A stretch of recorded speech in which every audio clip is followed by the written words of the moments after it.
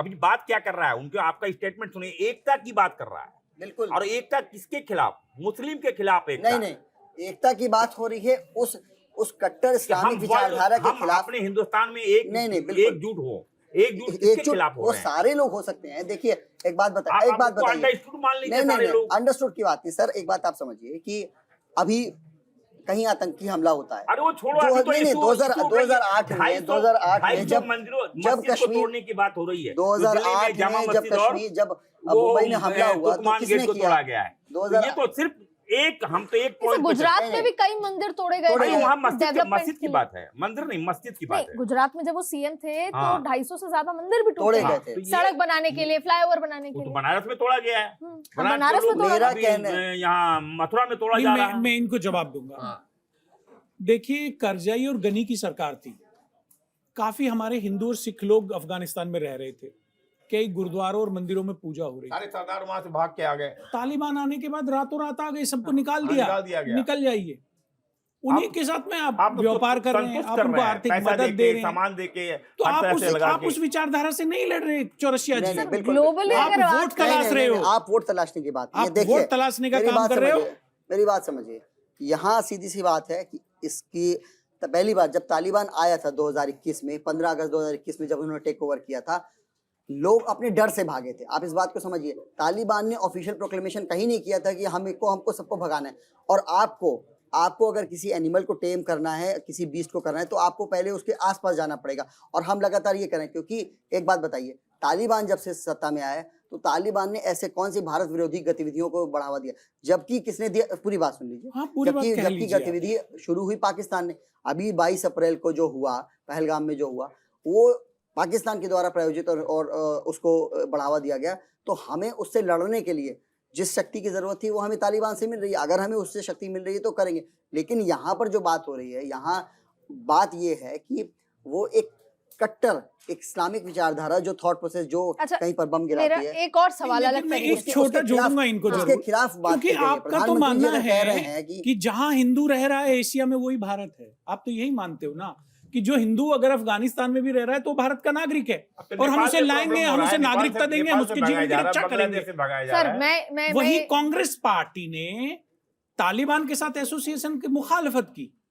देखिए, आप उनको नहीं कांग्रेस पार्टी तो यहीं पे सब विरोधाभास। कांग्रेस पार्टी तो यहाँ तक फिर लगता है कि आप वोट के लिए कांग्रेस पार्टी ने तो यहाँ तक किया कि 2008 में जब मुंबई हमला हुआ तो उसके बाद जो दिग्विजय सिंह, जो कांग्रेस महासचिव थे, उन्होंने एक बुक बकायदा रिलीज कर, जो बुक थी, अनीस बर्नी, मुझे यहाँ तक याद है, वो एडिटर थे, उन्होंने बुक रिलीज की थी जिसका नाम था 26/11 आरएसएस की साजिश। तो आप एक बात बताइए, लेकिन वो प्रधानमंत्री नहीं थे, इससे ज्यादा नहीं, अब प्रधानमंत्री बोल रहे हैं। मैं ये पूरा जो ये सोमनाथ वाला इशू निकला, उसमें एक और बात निकल कर आई, और ये लंबे समय से है कि हम अकबर द ग्रेट की बात करते हैं। हमारी टेक्स्ट बुक में, मैं जब छोटी थी मैंने भी यही पढ़ा है। मैंने कभी मराठाओं की विकास गाथाएं, मराठाओं की वो वाली गाथाएं नहीं सुनी।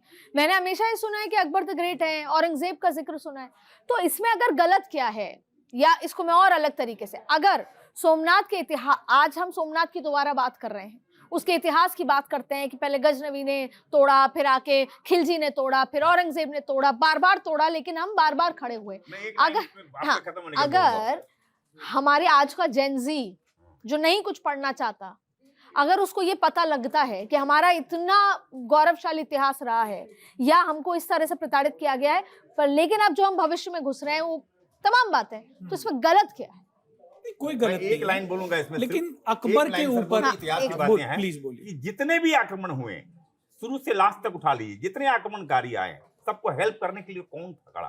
सारे हमारे बोलने से फिर इश्यू हो जाएगी राजपूत की, कि राजपूतों ने हेल्प किया। इवन अकबर की बात करते हैं तो अकबर के दरबार में 10 रानियां थी जो राजपूत घराने से आई थी। सर, वो डिवाइड एंड रूल हुआ ना, वो तो पहले में हुआ, फिर राजनीति अंग्रेजों ने किया, तो शुरू से चला जा रहा है। अकबर से पहले अगर जाए, अशोक के पीरियड में सेकलों की राजनीति थी। वो धर्म, सारे धर्म को मिला के चलना चाह रहे थे। अकबर भी, जहां तक बात है कि रोज दिवाली और नवरोज सारे त्योहार मना रहे हैं। तब भी पैसे और सत्ता की राजनीति थी, अब भी ये भी अभी भी वही है, पहले भी वही है। मुसलमान को आपने कह रहे हैं मोदी संतुष्ट भी करते हैं, आप मुसलमान के खिलाफ भी बात करते हैं। संविधान में कुछ और बात करते हैं और रियल प्रैक्टिकल में बात कुछ और होता है। अदिति जी, सोमनाथ का इम्पैक्ट आपको बंगाल और गुजरात और यूपी तीनों में बिल्कुल पड़ेगा। बंगाल पे पड़ेगा। क्यों पड़ेगा? क्योंकि देश के प्रधानमंत्री जब उस पे बोल रहे हैं हाँ तो मीडिया उसको चलाएगा, सोशल वही मीडिया चल पे रही वो है मीडिया पे। चलेगा।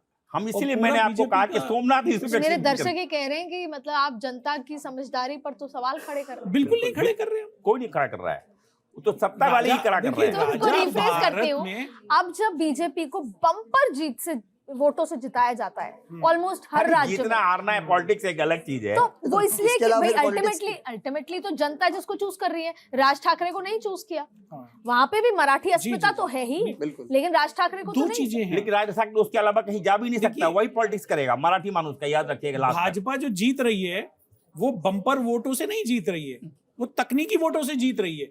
बिहार में भी अगर आप वोटों की कुल मतों की गणना करोगे तो बहुत अंतर नहीं है। आप 10,000 हरियाणा में तो इलेक्शन के बिल्कुल ही पहले नहीं दे है। रहे हैं, वोट को खरीद रहे हैं, बिल्कुल नेक टू नेक है। इलेक्शन के समय 10,000 दे रहे हैं, किसी को भी देखिए, देंगे तो सन खरीदा फर्स्ट जाएगा। पास द पोस्ट सिस्टम से जीत रही है।